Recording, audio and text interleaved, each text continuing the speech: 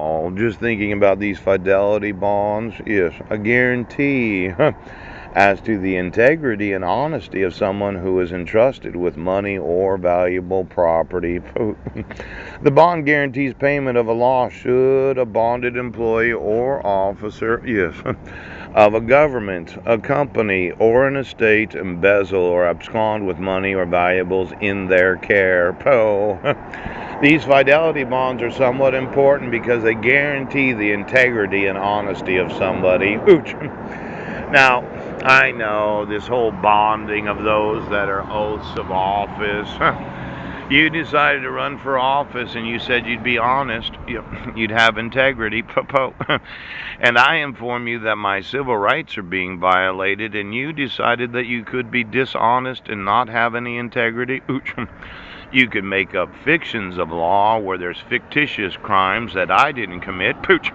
And then you could abuse your power and have me have to be admitted to a mental institution for crimes I was not involved in. Pow! Now, when you get the fidelity bonds, it's important to understand honesty and integrity. Do you have integrity as a sheriff, or did you just want to say that I was a mentally ill homeless man that didn't understand the requirements of the law? Coach. See, when I read the actual instructions on how to issue a protection order, the temporary protection order says make sure that you have proof of service in the file at least 5 judicial days prior to the court hearing. There are no exceptions to that rule. It's an actual law of this state, and I'm thinking that every state of the United States has due process requirements. And then there's that Violence Against Women's Act where you said it wasn't important that the petitioner sign it. Oh, I'm kind of thinking it was. Now, you haven't been very honest, have you? You've obstructed me from suing you and having you put in prison. Well, let's call all the fidelity bond insurance companies in this nation that has insured any oath of office, any of those in law enforcement. Do you have an umbrella policy if you accidentally beat the shit out of a guy and you thought, well, he could sue me for my insurance, but I won't lose my job for it?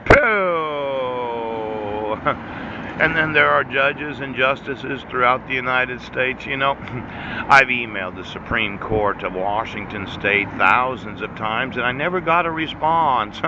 Is it they thought that I wouldn't sue their insurance carrier for the actual amount of the full policy amount, and then is there accidental death or some other double or triple amount that I could get for violating your fidelity bonds as appointed oaths of office in the Supreme Court of Washington State? Let's say it's a jury trial, and I can prove that I informed you of a crime, and you thought, no, we can continue with this fiction of law, and we can continue to make him go to court without any evidence, without any witnesses on my behalf, without me having any rights at all, and then there's no possible way that I can sue you for your fidelity bonds, your personal insurances, and then I don't think that will satisfy the judgment of the jury, where I can name myself as a creditor to your estate. And until you pay me every fucking cent right now,